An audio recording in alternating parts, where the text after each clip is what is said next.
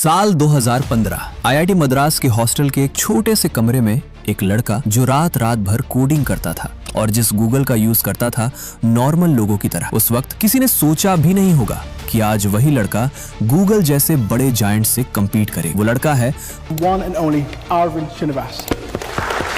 With Perplexity CEO Arvind Srinivas. Arvind Srinivas, जिसने 2022 में अपना स्टार्टअप परप्लेक्सिटी स्टार्ट किया, जो आज गूगल जैसी कंपनी के लिए थ्रेट बनी हुई है और जिसकी वैल्यूएशन आज $20 बिलियन तक रीच कर चुकी है। तो आखिर कैसे एक मिडिल क्लास बॉय ने यह पॉसिबल किया और क्या खास है जो परप्लेक्सिटी को बाकी एआई टूल्स से डिफरेंट बनाता है कि सिर्फ कुछ ही ईयर्स में ये $1 बिलियन कंपनी बन गई और इतने बड़े एआई टूल्स को टफ कंपटीशन दे रही है। अरविंद श्रीनिवास, जो चेन्नई के एक सिंपल मिडिल क्लास फैमिली से बिलोंग करते हैं, जो अपना स्कूल खत्म करने के बाद आईआईटी मद्रास गए, जहां उन्हें इलेक्ट्रिकल इंजीनियरिंग अलॉट हुई। जहां एक तरफ अरविंद के दोस्त अपनी कॉलेज और सोशल लाइफ एंजॉय कर रहे थे, वहीं दूसरी तरफ अरविंद एक मशीन्स को इंटेलिजेंटली थिंक करवाना सीख रहे थे। उस वक्त जब उन्हें मशीन लर्निंग का मतलब भी नहीं पता था, फिर भी कॉलेज में एक मशीन लर्निंग कंपटीशन में पार्टिसिपेट किया और ऑलमोस्ट बिना प्रिपरेशन के उस कंपटीशन को विन कर लिया। यही वो टर्निंग पॉइंट था जिसने उनकी डायरेक्शन डिफाइन कर दी, जिसके बाद 2017 में हायर स्टडीज के लिए अरविंद यूसी बर्कले गए, जहां उन्होंने कंप्यूटर साइंस में पीएचडी की। इसी दौरान 2018 और 2019 में ओपन एआई, गूगल ब्रेन और डीप माइंड में इंटर्नशिप की। यही अरविंद को क्लैरिटी मिल गई कि परफेक्ट सर्च का मतलब एडवांस एआई होता। जिसके बाद नवंबर 2022, जब इंटरनेट का मतलब ज्यादातर लोगों के लिए सिर्फ गूगल ही था, तभी लॉन्च होता है चैट जीपीटी और एक डिजिटल लैंडस्केप ट्रांसफॉर्म हो गया, जहां लोगों ने पहली बार एक्सपीरियंस किया कि कंप्यूटर सिर्फ आंसर्स नहीं देते, बल्कि कॉन्टेक्स्ट, लैंग्वेज और यूजर के इमोशन को समझकर उनके अकॉर्डिंग आंसर प्रोवाइड कर सकते हैं। बट प्रॉब्लम ये थी कि चैट जीपीटी की भी कुछ लिमिटेशंस थी, जैसे रियल टाइम इंफॉर्मेशन अनअवेलेबल होना और वेरीफाइड सोर्सेज विजिबल नहीं होते थे, जिस वजह से यूजर्स फुल्ली ट्रस्ट नहीं कर पाते थे। सो जहां एक साइड गूगल था जो सर्च करने पर मल्टीपल लिंक्स प्रोवाइड करता, वहीं दूसरी साइड चैट जीपीटी जो यूजर से ह्यूमन टोन में आंसर तो देता बट कोई लिंक्स या सोर्सेज शो नहीं करता। एग्जैक्टली यहीं पर एक मैसिव गैप एग्जिस्ट करता था और इसी गैप को फिल करने के लिए अरविंद श्रीनिवास ने इनिशिएटिव लिया और यहीं से इवॉल्व हुआ परप्लेक्सिटी का कॉन्सेप्ट। एक ऐसा एआई जो इंटरनेट से रियल टाइम डेटा फेच करे, उसे कंसाइज समरीज में प्रेजेंट करे एंड हर इनसाइट के साथ क्रेडिबल सोर्सेज भी डिस्प्ले करे।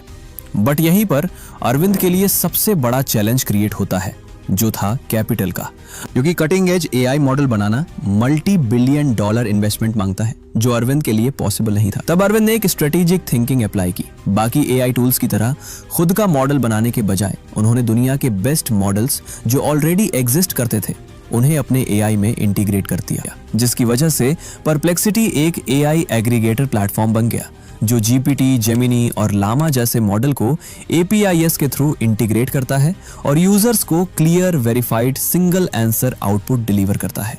और इस अप्रोच से ना मैसिव इंफ्रास्ट्रक्चर कॉस्ट आई और ना किसी एक मॉडल पर डिपेंडेंसी रही।